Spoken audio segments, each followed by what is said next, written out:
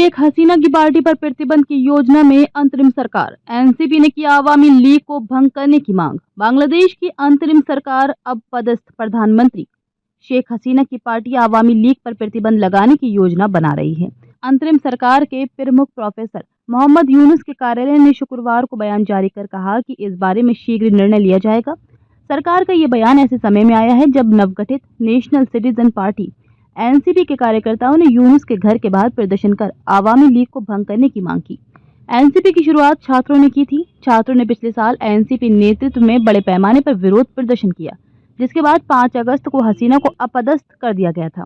हसीना के अपदस्थ होने के बाद 8 अगस्त को मोहम्मद यूनुस ने कार्यभार संभाला था। जिन छात्रों ने पिछले साल विरोध प्रदर्शन किया, इस साल की शुरुआत में वे एनसीपी को बनाने के लिए आगे आए। अंतरिम सरकार के बयान के अनुसार सरकार हाल ही में विभिन्न राजनीतिक दलों, संगठनों और लोगों की ओर से आवामी लीग को निरंकुश शासन और आतंकवादी गतिविधियों के आरोपों पर भंग करने की मांग कर गंभीरता से विचार करती है। सरकार ने विभिन्न राजनीतिक दलों से संपर्क स्थापित किया है। उनके साथ परामर्श करके जल्द ही आवामी लीग को भंग करने पर निर्णय लिया जाएगा। बृहस्पतिवार रात एनसीपी के कार्यकर्ताओं ने यूनुस के आधिकारिक आवास जमुना के पास एक अस्थायी मंच बनाया और शुक्रवार को वहीं पर नमाज भी पढ़ी।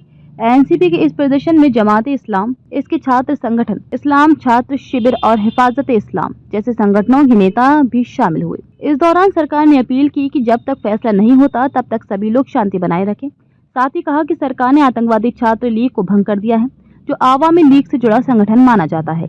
आवामी लीग भंग होने की घोषणा तक जारी रहेगा आंदोलन। आलम एनसीपी नेता सरजिस आलम ने रैली के दौरान कहा कि हमारा आंदोलन शुरू हो गया है, ये एक दिन या एक महीने तक भी चल सकता है। उन्होंने कहा कि हम तब तक सड़कों पर रहेंगे जब तक आवामी लीग पर प्रतिबंध लगाने की घोषणा नहीं हो जाती। इस दौरान कार्यकर्ताओं ने आवामी लीग के खिलाफ नारेबाजी भी की। बाद में प्रदर्शनकारियों ने शाहबाग चौक पर सड़क जाम कर दी। मीडिया रिपोर्टों के अनुसार ये आंदोलन देश के विभिन्न हिस्सों में फैल गया है।